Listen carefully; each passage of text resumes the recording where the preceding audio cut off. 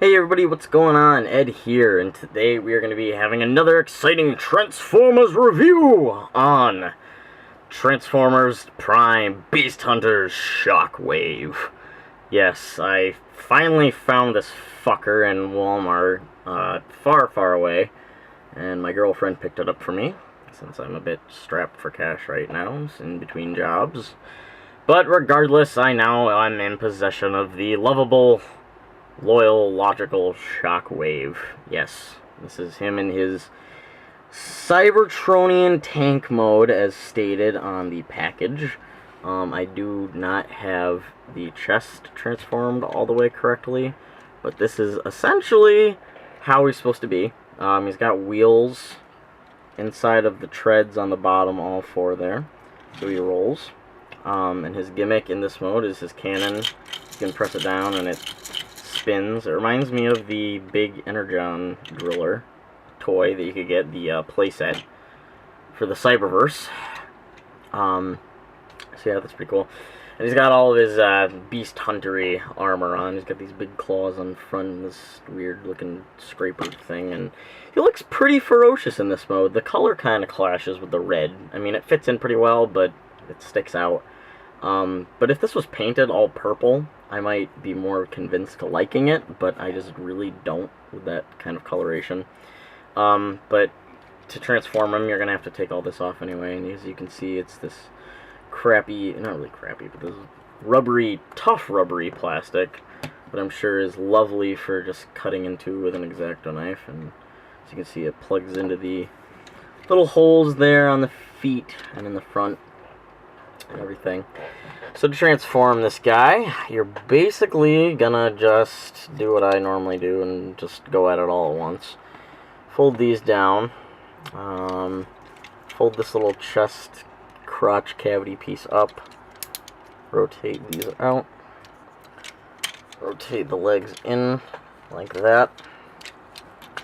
You're gonna flip the toes up like that. Now he's standing at least. Now the arm is tabbed in the back here, so you're going to untab that, rotate that arm up front, and then untab the cannon arm and rotate that back, and slide these two chest panels in there, and then his chest flips up. I'm just going to configure the arm how you want it. And then back here, can't really see it up top, but these two slide in like that, and then fold down, and then his head rotates around, and here we have Shockwave, loyal servant to Megatron. So, really nice figure.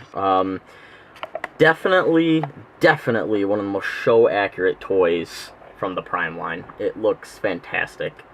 Here he is with a height comparison to the itty-bitty father of Cybertron, Shockwave. As you can see, he's gotten quite an upgrade since the War for Cybertron, and why I say that is apparently through at least the IDW comics. I'm not sure if anything else, but Prime and Fall of Cybertron are linked, apparently. I don't know all the information on that, but whatever. Here he is. So, again, his gimmick in this mode is this whole cannon dildo arm thing. Pretty cool, I guess. I'll probably glue that together and paint it. For articulation, he has a head that swivels around. I wish it was a ball joint, but that's okay. These little armor pieces move up like this, and they are spring-loaded and come back. The arms will rotate as far as you can let them. There's a rotation at the under part of the arm, elbow joint, and then a ball jointed hand, because he only has one hand.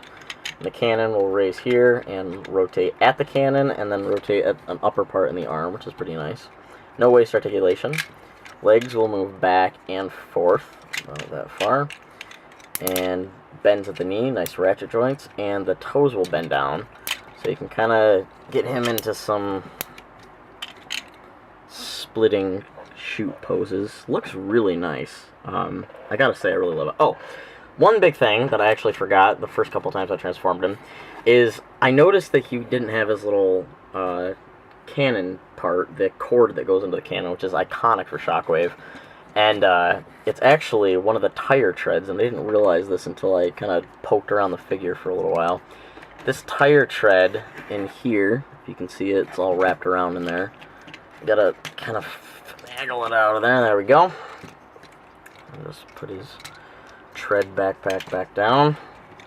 And then you're gonna take this and plug it in right, if you can get it in there, right into his cannon arm. That's good enough. And now he has his little ammo cord, I guess you could say. Whatever it is. But yeah, he looks a million times better with that cord there. It's a thing. It's Shockwave's thing. His cannon arm and his cord that goes to it. But yeah, this is a really, really nice figure. And again, you can put the Beast Hunter's crap on in his robot mode too, which includes sticking these up here on his shoulders, like this. I can even get that one in there. Whatever. That one goes in the other shoulder, and then this goes on his chest again. Lots of rubbery parts. The treads are really rubbery, and they tend to... This part tends to disconnect whenever it pleases. But, yeah, as you can see. He does look kind of cool with this up there. And I've seen some really interesting repaints of him with the armor. I've seen him repainted in like silver and purple and metallic and all these other things. And I think he looks really cool. There's a lot of customization possibility for this guy. Definitely looks great on any Beast Hunter Transformers Prime shelf. He's definitely an iconic character. Here he is next to Optimus Prime that I'm in the middle of painting. So you can see he's pretty much just as tall as Optimus. But he's nice and bulky, and there's no kibble on him that he doesn't have in the show, except his backpack's a bit big, but I think he had that in the show anyway. And I mean, there's really nothing on him that sticks out that's annoying, except this little thing that makes his arm go all sex toy, but still. Very, very cool. Really like this toy. I'm going to give this about a 7.5 out of 10 on the ed scale. Just the fact that there's a couple articulation issues that I don't like. I don't like that the hand, it looks a little awkward to me. I don't know why. But big props for Hasbro making these things removable.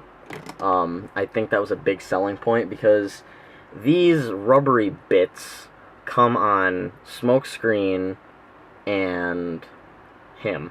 And as far as I know, none of the other Transformers come with these rubbery removable bits because...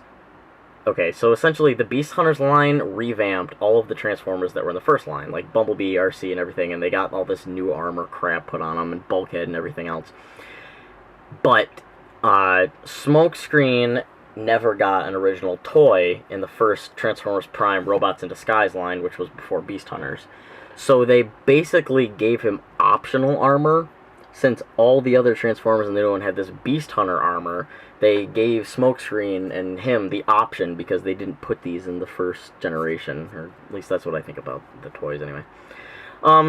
Yeah, if you want to get this guy, I would definitely pick him up. He's about 18, 19, 20 bucks depending on where you are. Don't get him at Target or anywhere else because he'll be like $30 and that's not worth it.